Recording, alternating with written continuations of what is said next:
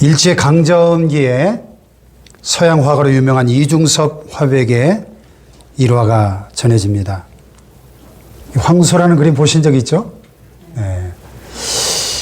한 번은 그의 절친한 친구였던 시인 구상이라는 분이 중병으로 수술을 받고 병원에 입원을 했는데 며칠이 지나도록 친한 친구인데 문병을 가야 될 거 아니에요. 문병을 안 가는 거예요. 그래서 그 친구가 내심 섭섭해하고 있었습니다. 여러 날이 지난 후에 이 화백이 나타났어요. 친구가 반색하며 말했죠. 이 사람 그렇지 않아도 자네 무척 기다렸는데 왜 이제야 오는가? 미안하네. 진작 찾아오려고 했지만 빈손으로 올 수가 있어야지. 이 사람 그게 무슨 소리야. 빈손으로 오면 어때서? 자네가 이렇게 와주는 것만 해도 고마운 일인데. 그 당시 이중섭 화백은 경제적으로 굉장히 궁핍한 생활을 하고 있었다고 합니다. 그는 들고 온 꾸러미를 멋쩍은 듯 친구에게 내밀었습니다. 이게 뭔가? 내 정성일세. 실은 이걸 갖고 오느라고 좀 늦었네. 별거 아니지만 받아주게나. 뭔지 모르지만 하여튼 고맙네. 이 친구가 꾸러미를 풀어보고 어리둥절했습니다. 아니 이게 뭔가? 이게 웬 그림인가? 천도를 그린 거야. 천도 복숭아를 먹으면 무병장수한다 그래서 마음으로라도 이걸 먹고 얼른 일어나게나. 예. 과일을 사다 줄 그 돈이 없으니까 복숭아를 그려가지고 온 거예요. 그 마음은 천도 복숭아 몇 트럭보다도 훨씬 더 아름답고 참 소중한 것이죠. 예. 분명히 그것은 그 친구의 마음에 영원히 남는 최상의 선물이었을 것입니다. 실제로 2004년 이 구상 시인이 세상 떠날 때까지 이 천도복숭아 이 그림을 자기 서재에 늘 걸어놓고 그 고마운 마음을 죽을 때까지 간직했다고 합니다. 그렇습니다. 사람과 사람 사이의 관계에 있어서 가장 중요한 게 뭘까요? 네? 인간관계에 있어서 가장 중요한 것. 마음을 주고받는 것이죠. 아무리 가까운 관계라고 할지라도 만일 마음의 주고받음이 없다면 남과 다를 바가 없을 것입니다. 예를 들어 한 지붕 밑에 살아도 가장 가깝다고 하는 부부관계나 부모 자식 관계를 할지라도 피차의 마음을 주고받지 못한다면 남보다 못한 사이가 될 수도 있죠. 멀고 먼 관계가 될 것입니다. 하나님과 우리 인간 사이의 관계도 마찬가지입니다. 신앙이 뭡니까? 신앙을 여러 가지로 정의할 수 있겠지만 가장 간단히 표현하자면 신앙이란 하나님과 마음을 주고받는 것이다. 이렇게 정의할 수 있어요. 아멘입니까? 한번 따라해 봅시다. 신앙이란 하나님과 마음을 주고받는 것이다. 아멘? 예배도 마찬가지죠. 하나님의 사랑을 받고 나의 사랑을 하나님께 드리고 응답하는 것이 예배죠. 아멘? 하나님의 마음을 받고 나의 마음을 하나님께 드리고 이것이 곧 예배입니다. 물론 우리가 이 예배를 드릴 때 어떤 형식이나 모양도 참 중요하죠. 내용도 중요하지만 형식도 무시할 수 없습니다. 그래서 예배 의식을 가급적이면 은혜롭고 아름답고 단정하게 꾸밀수록 좋죠. 복장도 최대한의 성의를 갖춰 입고 오면 좋겠습니다. 우리가 최소한 결혼식장, 친구 결혼식장에 갈 때 신경 쓰는 만큼은 신경을 쓰고 좀 예배 자리에 나올 수 있으면 좋겠다 하는 생각이 듭니다. 아멘이 안 나오네.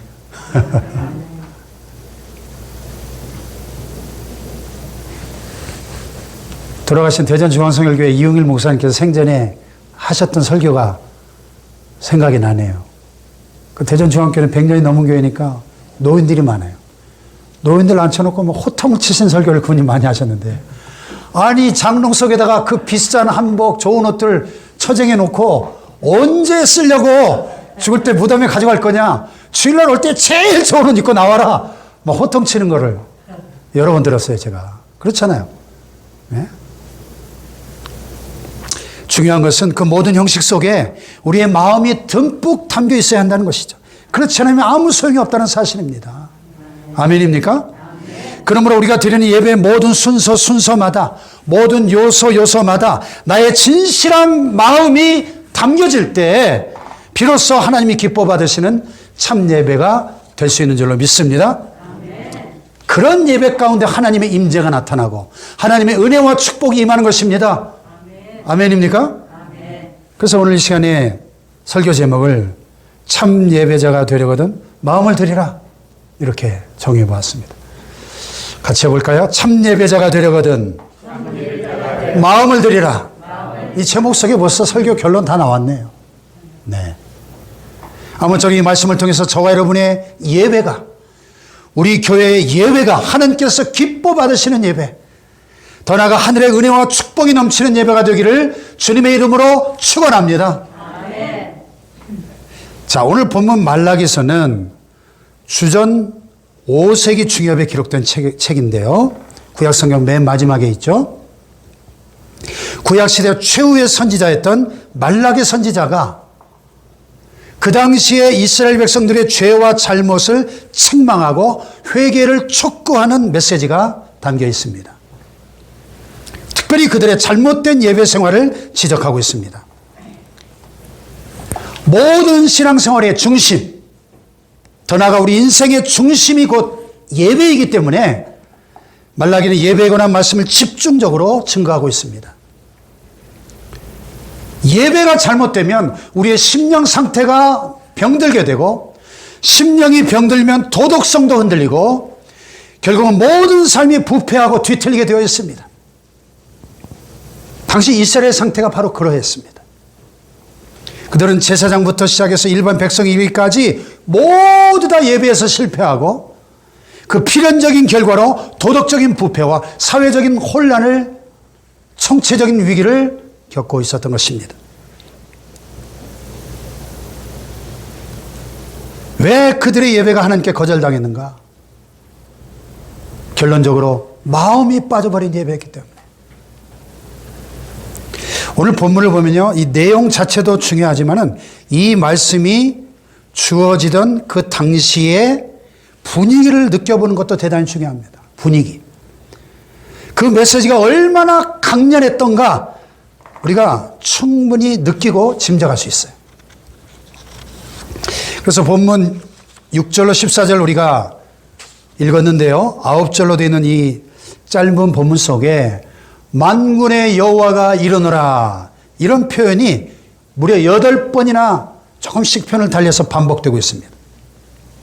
6절에 보면 내 이름을 멸시하는 제사장들아, 나 만군의 여호와가 너에게 이르기를. 8절, 9절, 10절, 11절, 13절에 보면 만군의 여호와가 이르노라 그랬고, 13절 하반절에 여호와의 말이니라, 14절 하반절에도 만군의 여호와의 말이니라, 이렇게 8번이나 하나님이 친히 하시는 말씀이라는 사실을 강조하고 있는 것이죠. 하나님께서 얼마나 준엄하신 모습으로 이스라엘의 죄악과 잘못을 책망하며 말씀하고 계시는가를 충분히 느낄 수 있는, 짐작해 주는 그런 대목입니다. 하나님께서 지금 말라기 선지자를 통해서 이스라엘 백성들의, 특별히 백성을 선도할 위치에 있는 영적 지도자들인 제사장들이 얼마나 잘못된 예배 관행에 젖어 있는지 조목조목 지적하고 계십니다. 7절에 보면 하나님의 제단에 더러운 떡을 드린다고 지적하고 있습니다. 더러운 떡. 여기서 이 더러운 떡이라고 하는 것은 더러운 그 진설병을 가리킬 수도 있지만은 여기서는 더러운 짐승으로 드린 제물을 가리킨다고 성경학자들은 해석을 합니다. 레위기 22장 19절 이하에 보면 하나님께 제사 드릴 때 드리는 제물의 기준이 나오는데, 하나님께 드리는 제물은 흠이 없는 수컷이어야만 했습니다. 눈먼 것이나 상한 것과 같은 흠이 있는 제물은 드려서는 안 되었습니다. 그런데 당시 이스라엘 백성들은 흠투성이인 제물을 제단에 바쳤다는 거예요. 그래서 8절에 보면 그 구체적인 사례가 잘 나타나 있는데 그들은 눈먼 것이나 저는 것이나 병든 것으로 제물을 삼아 하나님께 드렸다는 거예요. 이런 짐승들은 어차피 죽을 것들이고 어차피 버릴 것들입니다. 그러니까 이것은 바쳤다기보다는 차라리 처리했다고 봐야죠. 골라서 제일 좋은 것을 드린 것이 아니고 골라서 제일 나쁜 것을 처리했다는 것입니다. 아무 쓸모없는 처치곤란한 것들만을 골라서 하나님께 드렸다는 것입니다. 기가 막히지 않아요, 여러분? 그런데 더욱 기가 막힌 것은 그렇게 엉터리 제사를 드리면서도 늘 궁시렁거리고 투덜댔다는 거예요.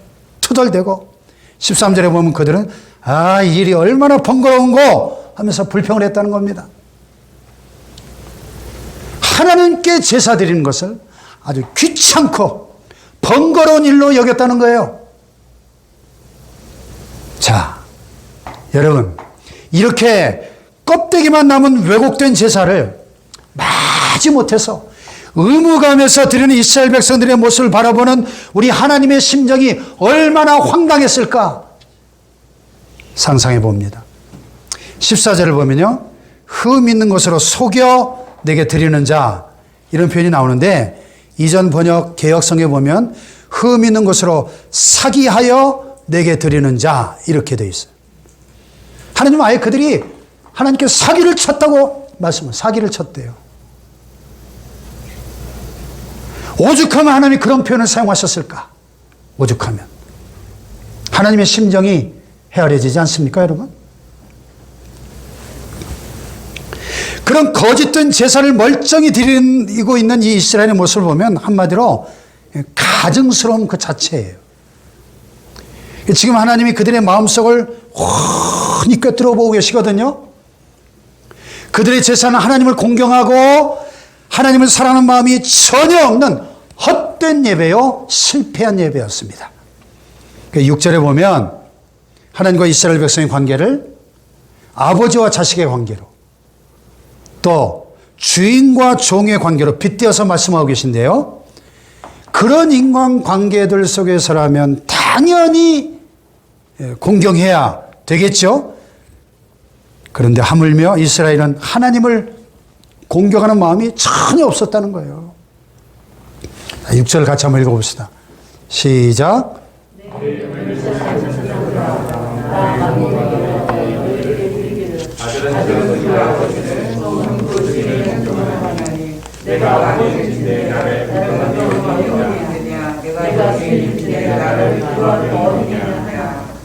네, 아멘. 하나님이 우리 아버지라면 마땅히 공경해야 되지 않겠습니까? 하나님 우리 인생의 주인이시라면 마땅히 두려워해야 되지 않겠어요? 그러나 이런 하나님을 경외하고 공경하는 마음이 전혀 없이 예배드리고 있었다는 것입니다. 근데 사실 이런 문제는 구약시대 이스라엘 백성들의 아주 고질적인 문제였죠. 이사야 시대도 마찬가지였습니다. 이사야 29장 13절을 같이 읽어봅시다. 시작.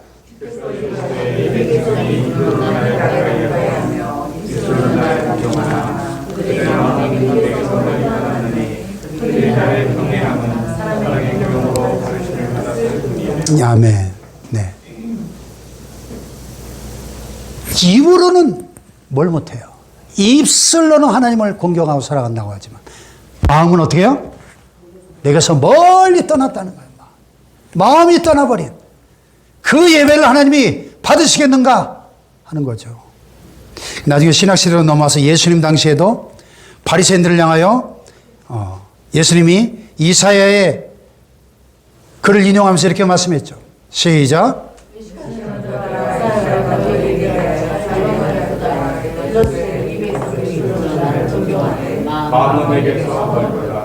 예. 마음이 멀어져 버린 예배,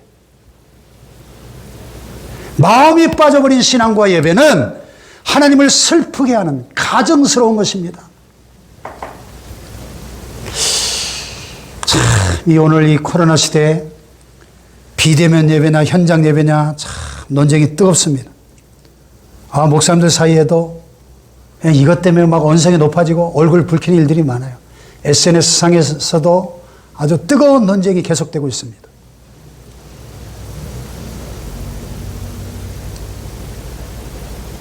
물론 이 시간에도 대부분의 교회들이 비대면으로 온라인 예배를 드릴 수밖에 없는 어떤 불가피한 그 상황은 이해를 합니다. 그분들을 정죄하고 비판하고 싶진 않아요. 그러나 우리가 정작 물어야 될 질문은 비대면이 옳으냐 대면이 옳으냐 그것이 아니라 우리가 물어야 될 본질적 질문은 과연 우리 예배가 우리의 마음을 드리는 예배가 되고 있는가? 마음을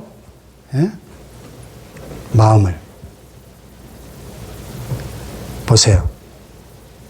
8절에 보면 이제 그것을 너희 총독에게 드려보라. 그가 너를 기뻐하겠으며 너를 받아주겠느냐?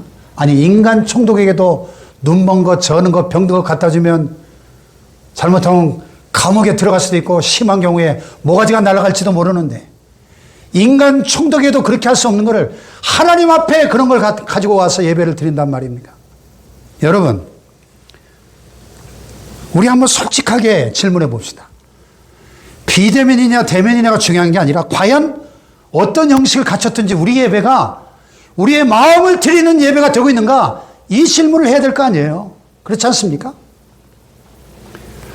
솔직히 우리가 매주일 이렇게 예배장에 나와서 현장에서 예배를 드려도 우리의 마음을 다 담아서 온전한 예배를 드리지 못할 때가 많지 않습니까? 솔직히. 하물며 집에서 영상을 틀어놓고 드리는 예배가 과연 얼마나 우리의 마음을 다해서 우리의 마음을 담아서 드리는 예배가 될 수 있겠는가 하는 질문인 것입니다.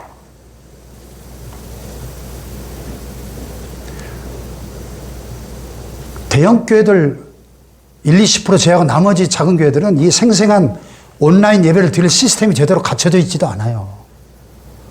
그 집에서 그러면 대형 TV 화면에 연결해가지고 큰 화면으로 생생하게 할 수만 있다면 조금 더 낫겠죠. 그러나 대부분 어떻습니까? 솔직히.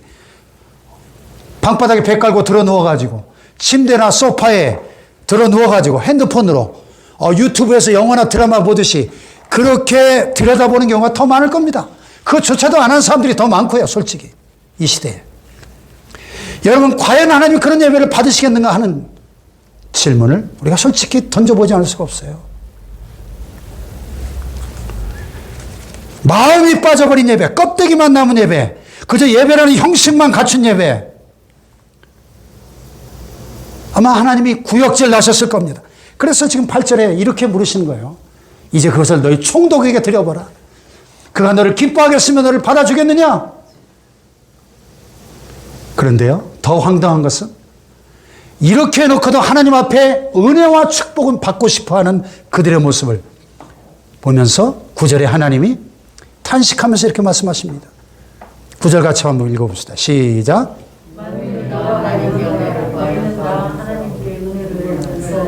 우리를 불쌍히 여기소서 하여보라. 너희가 이같이 행하였으니 내가 너희 중 하나인들 받겠느냐.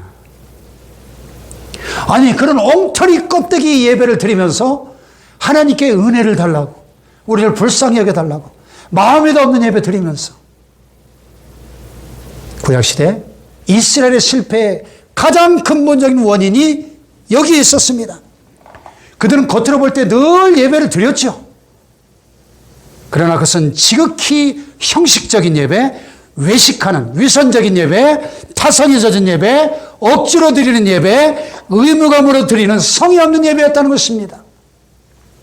한마디로 하나님이 받으실 수 없는 가증스러운 예배였고 철저히 실패한 예배였다는 것입니다. 결국 하나님이 그들의 예배를 거절하시고 그들 자신조차 거부하여 버리십니다.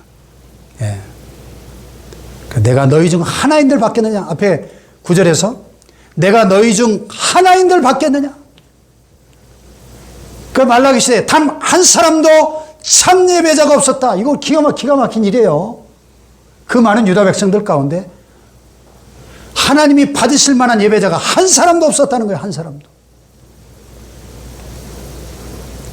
따라서 하나님과의 관계가 어그러졌고 하나님의 은혜와 축복은 임하지 않았습니다. 마침내 그들은 막을 수밖에 없었습니다. 하나님의 호통소리 들어보세요. 10절입니다. 시작.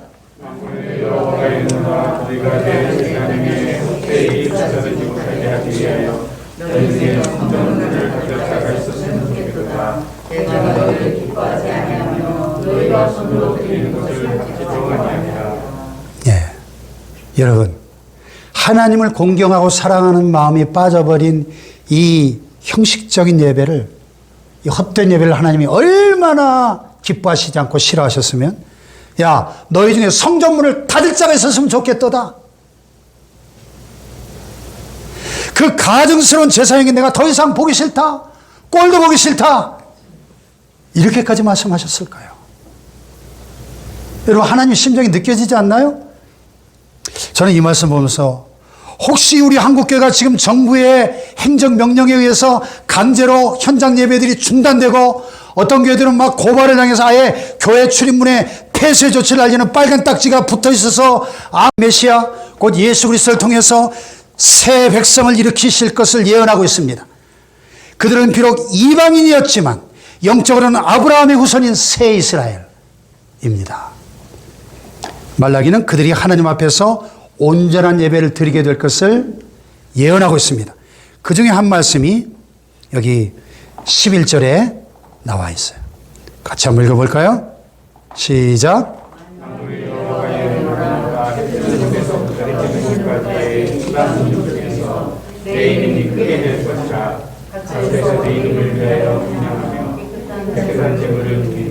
이는 내 이름이 이방 민족 중에서 크게 될 것임이니라. 아멘.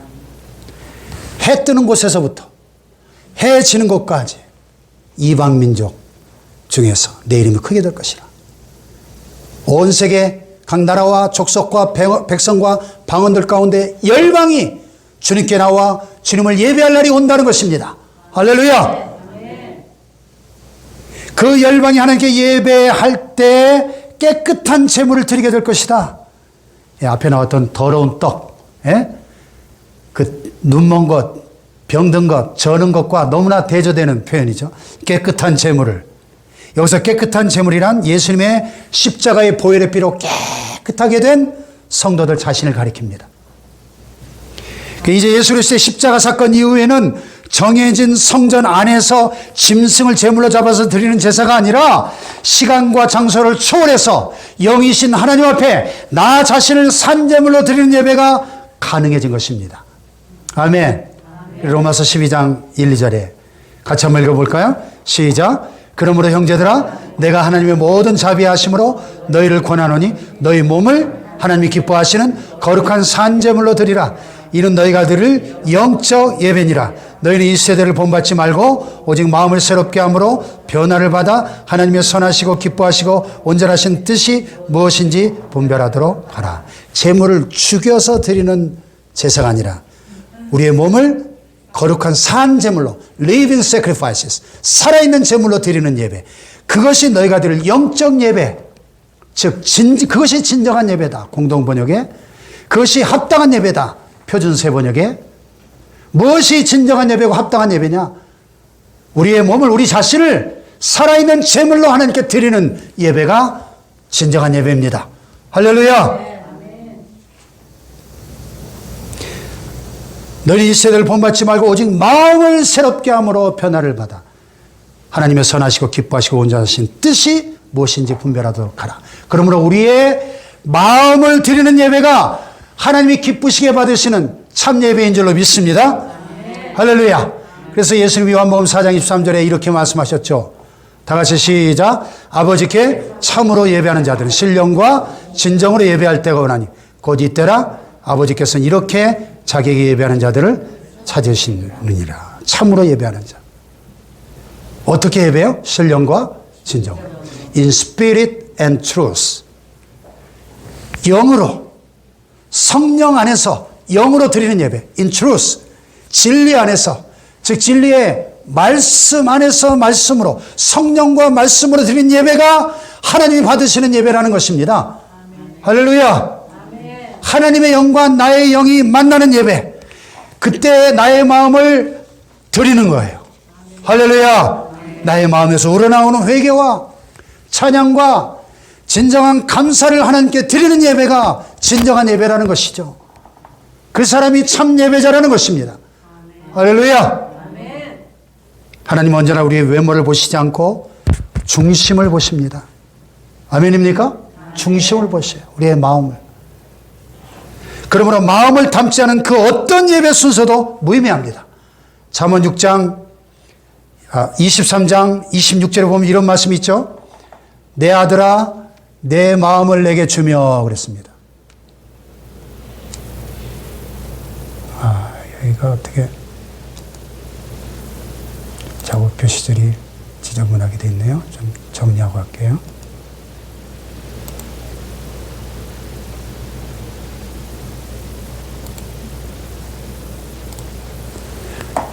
다 같이 내 아들아 내 마음을 내게 주며. 마음을 달라는 거예요. 마음을. 이것이 바로 하나님께서 나를 향해 갖고 계시는 유일한 소원이다 것입니다. 아멘. 어느 아프리카 선교사님 이야기인데요. 복음을 전해서 추장이 예수님을 구주로 영접하게 됐습니다. 추장은 너무 감사해서 하나님께 무엇인가를 바치고 싶었어요. 그래서 평소에 소중히 간직하고 있던 신발을 선교사님이 가져와서 하나님께 바치겠다고 말했습니다. 선교사님 고개를 가로저으며 하나님은 당신의 신발을 받지 않으십니다. 추장이 잠시 생각하더니 가장 좋은 말 한 필을 끌고 왔습니다. 이번에도 선교사님 하나님은 말을 원치 않으십니다. 당황한 추장이 그러면 이번에는 추장의 지위를 상징하는 자기의 그 깃털 달린 모자를 들고 왔습니다. 선교사님 여전히 머리를 가로저었어요. 추장이 괴로운 표정으로 말했습니다. 선교사님, 제가 가장 아끼던 것을 다 내놓았습니다. 이제 제게 남은 것은 제 생명뿐입니다. 그래서 선교사님이 바로 그겁니다. 하나님은 당신의 생명을 원하십니다. 아멘 합시다. 나의 생명 드리니 주여 받아 주셔서 세상 살아갈 동안 전선하게 하소서. 할렐루야. 무슨 뜻인지 알아듣는 추장이 자기의 생명을 전적으로 예수님께 바쳤다 하는 얘기입니다. 할렐루야. 그렇습니다. 여러분, 하나님 우리가 갖고 있는 돈 몇 푼, 그 시간 몇 시간 바라시지 않습니다. 하나님이 진정 우리에게 원하시는 것 바로 나 자신입니다. 나의 마음을 원하신다는 거예요. 할렐루야. 그러므로 우리가 무엇보다 먼저 하나님 앞에 진실한 마음을 드려야 됩니다. 그것이 참 예배요 참 신앙입니다. 시편 51편에서 다윗이 이렇게 고백을 했죠. 자, 주는 제사를 즐겨 아니하시나니 그렇지 않으면 내가 드렸을 것이라. 주는 번제를 기뻐하지 아니하시나이다. 하나님의 구하시는 제사는 뭐예요? 상한 심령이라. 하나님의 상하고 통회하는 마음을 주께서 멸시치 아니하시리라. 하나님 구하시는 제사, 번제를 기뻐하시지 않는다. 우리의 상한 심령, 상하고 통회하는 마음, 회개하는 마음, 진실한 마음을 원하신다는 것입니다. 할렐루야.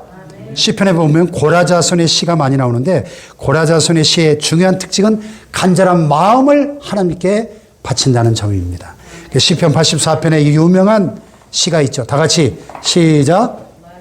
만군의 여호와여 주의 장막이 어찌 그리 사랑스러운지요. 내 영혼이 여호와의 궁정을 사모하여 쇠약하며 내 마음과 육체가 생존하시는 하나님께 부르짖나이다. 그 하나님을 향한 그 진실한 마음이 느껴지지 않아요? 간절한 마음, 사모하는 마음, 내 마음과 육체가 생존하시는 하나님께 부르짖습니다. 할렐루야.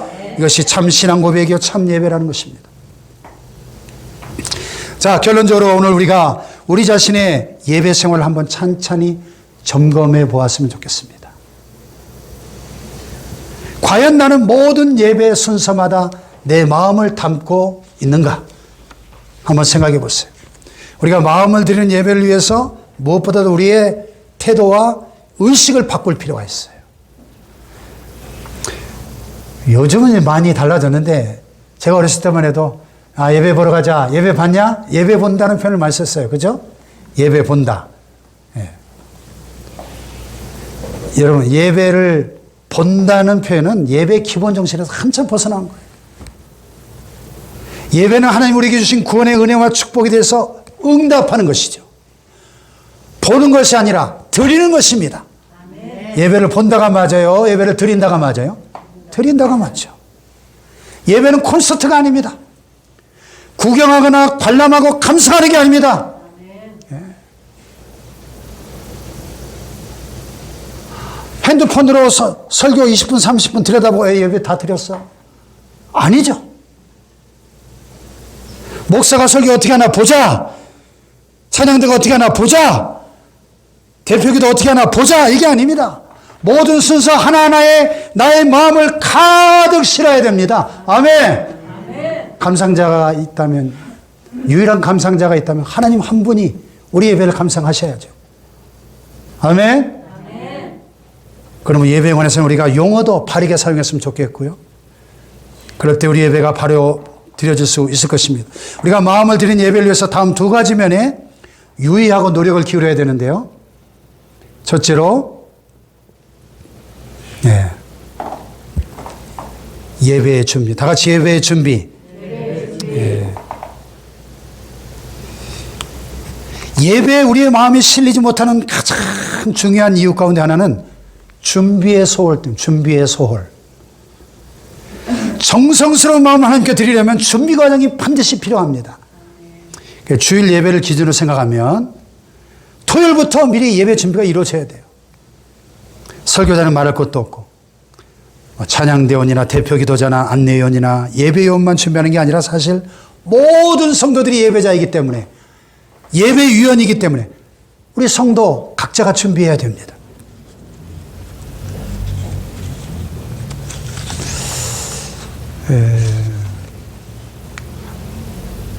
세 가지 준비가 필요한데, 다 같이 정결한 마음, 거룩하신 하나님 앞에 나와서 하나님이 받으신 예배가 되기 위해서 먼저 정결한 마음이 필수적이죠.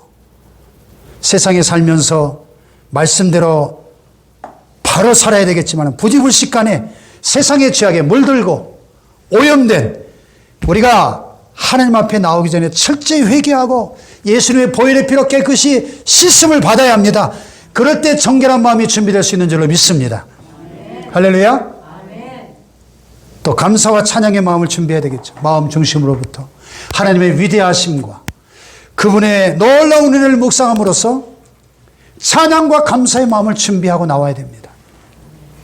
또 나 자신과 예배 순서 담당하시는 분들, 특별히 설교자를 위해서, 또 모든 성도를 위해서 중보기도가 필요하죠. 아멘. 이런 사전에 준비가 있는 사람과 없는 사람의 예배는 정말 하늘과 땅 차이입니다. 하늘과 땅 차이. 한번 어떤 청년이 자기 할머니를 추억하면서 쓴 글을 본 적이 있는데, 이 청년은 어린 시절에는 잘 몰랐는데 나이가 들수록 신앙이 성숙해지면서 지금 하늘나라에 가 계시는 그 할머니의 아름다운 옛 모습들이 새록새록 생각이 난다 고백했습니다. 청년은 특히 할머니의 예배 준비 모습을 그리워하면서 글을 썼는데요. 할머니는 토요일이 되면 늘 갖고 계신 옷 중에서 제일 좋은 것을 정성스럽게 세탁하고 다리미로 다려놓았다고 합니다. 그리고 헌금한 지폐를 이게 물에 적셔가면서 인두로 빳빳하게 잘 다려놓았다고. 그 모습이 하도 이상해서 번거롭잖아요. 돈까지 다리미질을 물어봤대요. 왜 그래요? 그랬더니 할머니는 오히려 질문한 손자가 이상하다는 듯이 이렇게 대답하더라면, 야, 대통령을 만나러 간다고 한번 생각해봐라. 얼마나 준비한다고 야단법석이겠니? 하물며 하나님을 만나 예배드리러 가는데 아무 준비 없이 가면 되겠니? 아멘? 물론 우리가 이 할머니와 똑같이 하자는 건 아니에요. 그러나 그 정성스러운 자세만큼은 우리가 반드시 배워야 할 줄로 믿습니다. 우리 각자가 나름대로 정성을 다해 준비할 때 별게 아닌 것 같아도 마음 자세가 달라지죠. 예배 임하는 우리의 마음 자세와 태도가 달라질 겁니다. 분명히. 그 마음이 예배 실제 속에 반영돼서 하나님께 올려지는 거예요. 아멘. 하나님은 그런 예배를 기뻐 받으시고 은혜와 복을 충만하게 내려주실 줄로 믿습니다. 자, 예배의 실제를 몇 가지 더 한번 생각해 봅시다. 예배를 잘 준비하면 벌써 예배 실제 상황이 시작되기 전부터 하나님이 기뻐 받으시고 은혜를 내려주십니다. 그리고 준비한 사람은 당연히 시간을 잘 지키겠죠. 간혹 불가피하게 늦더라도 미리 준비한 사람은 훨씬 낫습니다. 그렇지 않고 그냥 준비 없이 그냥 허겁지겁 달려온 사람은 결코 온전한 예배를 드릴 수 없을 겁니다. 적어도 예배 30분 전에, 가능하면 1시간 전에 나와서 나 자신을 위해서, 은혜 받기 위해서 기도하고, 말씀 전하실 목사님을 위해서 기도하고, 예배 함께 성도들 위해서 기도하고, 할렐루야! 아멘. 그리고 자리에 앉는 위치나 자세도 중요하죠. 마음을 집중할 수 있는 자리에 앉아 드리는 것이 중요합니다. 뭐 사람마다 다르겠지만 보편적으로 앞자리에 앉는 것이 훨씬 집중이 잘 돼요. 그렇죠? 예. 또 매 순서마다 긴장감을 가지고 임해야 됩니다. 예배 좀 딴 생각하고. 특히 우리 이제 요즘은 식사를 안 하지만 주방봉사 당번이신 분들 자꾸 이제 찬양하면서도 말씀 들으면서도 이거 국이 다 끓었나 모르겠네. 마음이 주방에가 있으면 안 돼. 네?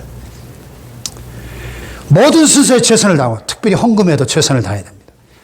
헌금을 드리는 분량은 개인마다 다 다르겠지만 많든 적든 반드시 그 속에 마음이 담겨 있어야 돼요. 마음이.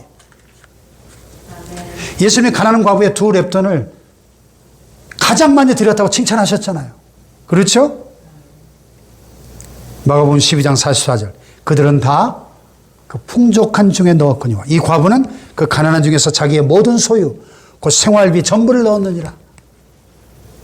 우리 주님은 상대평가하시는 분이 아니고 절대평가하시는 분이에요.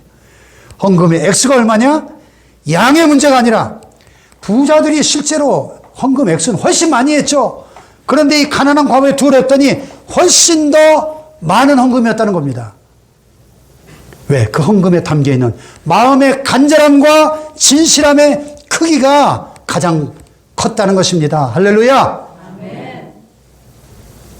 이렇게 예배의 준비 과정이나 실제에 있어서 마음을 드릴 때 우리는 예배의 승리자가 될 줄로 믿습니다. 아멘. 예배의 승리자가 인생의 승리자가 될 줄 믿습니다. 아멘. 옆에 분을 축복해 보세요. 예배의 승리자가 되세요. 예배의 승리자가 됩시다. 할렐루야. 그럴 때 하나님이 기뻐 받으시고 은혜를 풍성하게 부어주십니다. 사무엘하 2장 30절에 보면 아주 중요한 말씀이 나와요. 예배에 실패한 엘리 제사장에게 하나님이 경고하셔요. 나를 존중히 여기는 자를 내가 존중히 여기고 나를 멸시하는 자를 내가 경멸히 여기리라.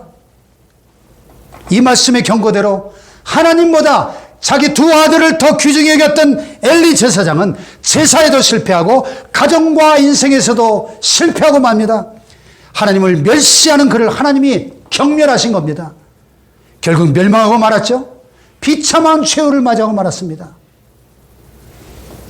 우리가 이 말씀 보면서 내가 하나님을 대하는 태도, 즉 예배의 태도가 곧 하나님이 나를 대하는 태도로 귀결된다는 사실을 기억해야 됩니다.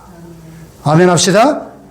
아무쪼록 오늘 말씀에 나타난 이 이스라엘 실패를 타산지석으로 반면교사로 삼아서 마음을 드리는 참 예배자 되기를 주님의 이름으로 축원합니다. 축원합니다. 그래서 하나님을 기쁘시게 해드리고 더 나아가 하나님의 축복 가운데 복된 인생 살아가시기를 주님의 이름으로 축원합니다. 오늘 주신 말씀 붙잡고 회개하고 결단하며 기도하기 원합니다. 하나님, 지난날에 우리의 모든 잘못된 예배를 회개합니다. 습관적으로 형식적으로 타성에 젖어 드렸던 예배, 그 모든 잘못된 예배를 회개합니다. 우리의 마음을 담아 드리지 못했던, 하나님을 기쁘시게 해드리지 못했던 그 모든 잘못된 예배를 회개합니다. 용서해 주시고 우리 남은 평생에 주님 나라 가는 그날까지 하나님이 기뻐 받으시는 마음을 드리는 예배 되게 하여 주시옵소서. 예배의 승리자가 되게 하여 주옵소서. 주여 삼창을 기도합니다. 주여, 주여, 주여. 살아계신 하나님, 아버지께 참으로 예배하는 자들은 신령과 진정으로 예배할 때가 오나니 곧 이때라. 아버지께서는 이렇게 자기에게 예배하는 자들을 찾으시느니라. 하나님, 우리의 마음을 드리고 우리의 영으로 진리로 성령 안에서 말씀 안에서 예배하는 자들 되기를 원합니다. 하나님 아버지께서 찾으시는 참 예배자들로 서기를 원하오니 하나님, 우리의 마음을 주께 드리며 나 자신을 하나님이 기뻐 받으시는 거룩한 산제물로 드리기에 힘쓰는 우리의 삶이 예배가 되고 우리의 예배가 삶으로 이어지는 진정한 예배자들, 합당한 예배자들, 하나님을 기쁘시게 드리는 참 예배자들 다 되게 하여 주옵소서. 하나님, 한국교회가 잃어버린 예배를 회복하게 하여 주시고 무너진 예배의 재단들이 수축되게 하여 주시고 아버지, 코로나의 상황들이 속히 종식되어서 진정한 예배가 회복되게 하여 주옵소서. 한국교회가 지난날 하나님 앞에 잘못 드렸던 모든 예배들을 용서하여 주시고 형식적이고 습관적이고 종교의식으로 드렸던 껍데기만을 드렸던 잘못된 예배들을 철저하게 회개하고 하나님이 원하시는 진정한 예배가 회복되는 한국교회 되게 하여 주옵소서. 지금은 우리를 죄와 저주에서 죽음에서 건지신 주 예수 그리스도의 십자가의 은혜와 독생자를 내어주신 하나님 아버지의 그 놀라우신 사랑과 성령의 감화, 감동, 위로, 교통, 인도하심이 오늘 예배가 무너지고 있는 이 안타까운 시대에 하나님이 찾으시는 진정한 예배자들로 하나님을 기쁘시게 드리고 하나님을 감동시키는 예배자들로 살아가기를 결단하는 모든 주의 백성들 위해 이제로부터 영원히 함께 하시기를 간절히 축원하옵나이다. 아멘.